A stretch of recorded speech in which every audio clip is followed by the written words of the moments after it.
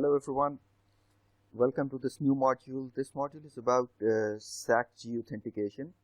In the previous module we discussed one way or two ways of terminal authentication or user authentication. Whenever a user is trying to access our network, we can authenticate or we should authenticate the user. And the two options we discussed in the last video were 802.1x authentication and MAC authentication. And we saw that in both the scenarios we could either have the wired access and we could have the wireless access. When we had wired access, we could have the authentication, or the point of authentication could be our aggregation switch, and when we had wireless authentication, the point of authentication was our wireless access controller. In this module we are going to look at the same concept of authentication, user authentication, when the user is trying to access our network. However, in this module or in this situation, we are going to be using our firewall as the point of authentication. So when we use firewall as the point of authentication, we call that the SACG authentication or secure access control gateway authentication, where our firewall is our secure access control gateway. So when we look at the firewall based or SACG based authentication, we see that the firewall is acting as the access control device, and SACG or firewall coordinates or collaborates with the Agile controller for providing the authentication services. The Agile controller is sitting in the pre-authentication domain in the data center. The firewall is sitting at the edge of the network or the egress of the network, or it can be internal to the data center as well, depending upon our architecture. However, the key point is that the firewall is responsible for providing authentication services in collaboration with the Agile controller to the users who are trying to access the network. Apart from this concept, this is the basic difference between SACG based authentication and 802.1x or MAC based authentication. Otherwise, the rest of the concept, the remaining concepts remain almost the same, and even the configuration is fairly similar to what we did in the previous module.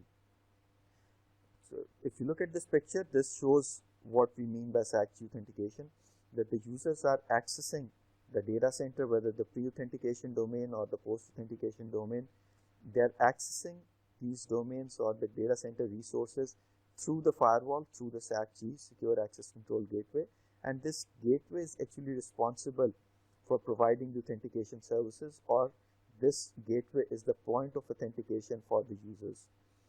That is why we call this SACG authentication, and this SACG is coordinating with the Agile controller, which is sitting in the pre-authentication domain and is providing the actual authentication, and the firewall is acting on behalf of the Agile controller for providing or acting as the front end of this authentication system. This authentication or this firewall deployment can be in two modes. Either we can have the inline deployment, where the firewall sits in the path of the traffic that is moving between the terminals and the data center. We call this inline deployment. In this, every traffic moving between the terminal and the data center is passing through the firewall. This depends upon our deployment, or upon a firewall deployment. The authentication process supports both the modules, both the modes, whether it's inline or it is what we call the bypass deployment or out-of-path deployment. In the bypass deployment, the SACG or the firewall is not directly in line or in the path of the traffic. It is actually connected to a switch, and the switch is sitting in the path of the traffic that is going towards the data center or coming back from the data center to the terminals.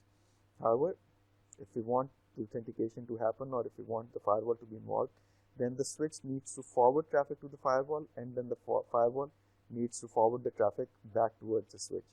So in this case, we'll need to do additional configuration on the switch and on the firewall for exchanging the traffic between themselves. Other than this, the authentication related, SACG authentication related configuration will remain the same on the firewall, and of course on the Agile controller also.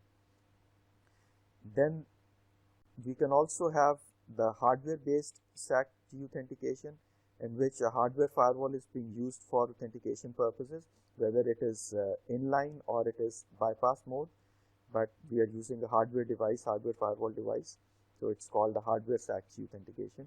We can also have a software SAC-G authentication, in which we are not using the hardware firewall.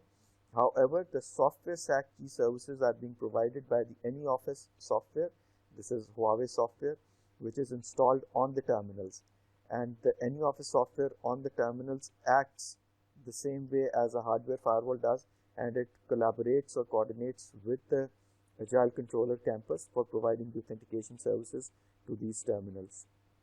And this coordination will result in these devices getting access to the resources that are present in the post-authentication domain. So we can have inline deployment. There are two deployment modes: inline deployment or bypass deployment of the firewall, or we can have hardware SAC-G implementation, or we can have software SAC-G implementation, whether we are using a hardware firewall or we are using AnyOffice software.